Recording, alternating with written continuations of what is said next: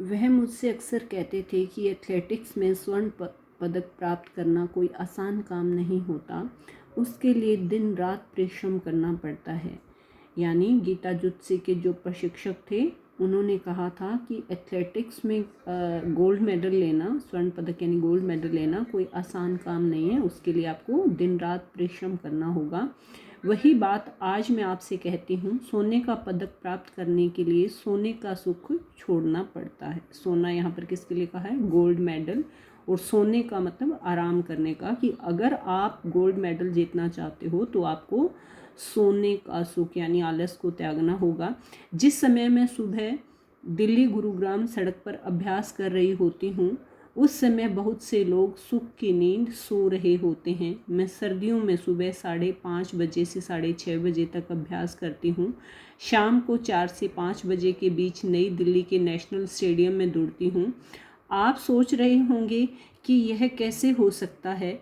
गीता जुत्सी 23 साल, जिसका है वजन है 50 किलो, कद 5 फुट 5 इंच की होती, निक्कर और बुशर्ट पहनकर अंधेरे में अभ्यास कैसे करती होगी। यानी गीता जुत्सी कहती हैं कि आप ये सारी बातें सोच रहे होंगे कि मैं अंधेरे में कैसे प्रैक्टिस करती हूँ, क्या उसे डर नहीं लगता?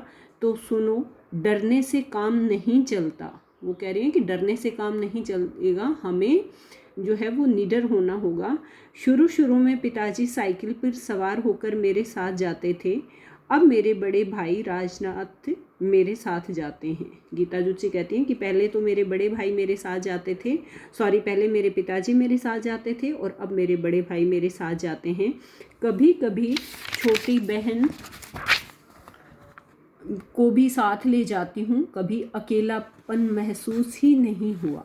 यानी कि मेरे साथ कभी कोई चला जाता है तो कभी कोई। लगभग उसी समय मेरे प्रांत के सैकड़ों गवाले भाई साइकिलों पर सवार होकर दूध बेचने निकलते हैं। यानी वो कहते हैं कि जब मैं वहाँ पर प्रैक्टिस कर रही होती हूँ तो उस समय दूध बेचने वाले ग्वाले भाई यानी दूध बेचने वाले साइकिलों पर सवार होकर दूध बेचने के लिए निकलते हैं। कितना अच्छा दृश्य होता है। हर कोई मुझे जानता है, लोग बड़े गर्व के साथ कहते हैं यही गीता 800 मीटर की एशियाई चैम्पियन है। यानी वो कहते हैं कि जब लोग मुझे ऐसा कहते हैं तो मुझे बहुत ही अच्छा लगता है और लोग बड़े गर्व के साथ ही बात कहते हैं। यह तो आप जानते ही होंगे कि सन 1978 में बैंकॉक में हुए एशियाई खेलों में ही मुझे 800 मीटर में स्वर्ण और 1500 मीटर में रजत पदक प्राप्त हुआ। तब से गुरुग्राम का बच्चा बच्चा मेरे नाम से परिचित हो गया है। यानी वो कहते हैं कि जब मैंने ये मेडल जो हैं वो लिए थे तो उसके बाद से क्या है कि गुरुग्राम का हर बच्चा जो है वो मुझे जानने लग गया है। छुट्टी के दिन छोटे छोटे बच्चे मुझे घेर कर तरह तरह के सवाल करते हैं। मैं सबसे यही कहती हूँ कि मेहनत का फल मीठा होता है। ठीक है, कि मैं सभी बच्चों को यही समझाती हूँ कि मेहनत का फल जो है हमेशा मीठा होता है और हमें मेहनत करनी चाहिए। कुछ समय पहले मैं उत्तर रेलवे के दफ्तर में काम करती थी। मुझे रोज़ सुबह गुरुग्राम से नई दिल्ली आना पड़ता था। यह स्थान मेरे घर से लगभग 28 किलोमीटर दूर था। दफ्तर के बाद सीधी नेशनल स्टेडियम जाती, शाम को फिर गुरुग्राम लौटना पड़ता।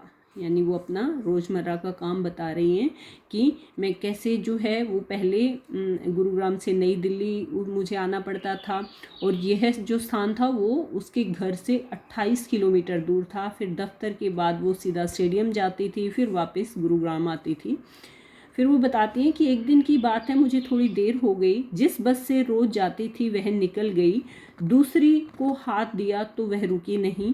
बस फिर क्या था, मन में तरह तरह के विचार आने लगे। सोचने लगी कि भारत में एशियाई चैम्पियन की यह हालत, हमसे तो क्रिकेट वाले ही अच्छे हैं। दूसरे देशों में एथलीटों की जय होती है, हमारे यहाँ क्रिकेट वालों की।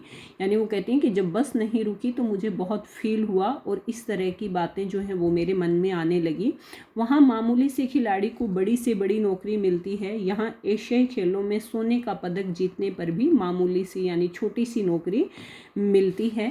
मैं आज क्या हूँ, यानी वो अपने बारे में कहती हैं कि मैं आज क्या हूँ। उत्तर रेलवे में हेड क्लर्क, यानी ये तो कोई बड़ी पोस्ट नहीं है, बस बेकार इतनी जान मारी की कि मैंने इतनी मेहनत ऐसे ही की, अपनी तो तकदीर ही मतलब ऐसा वो अभी सोच ही रही थी, अपने भाग्य को कोस रही थी कि इतने में एक और बस का हॉर्न सुनाई दिया।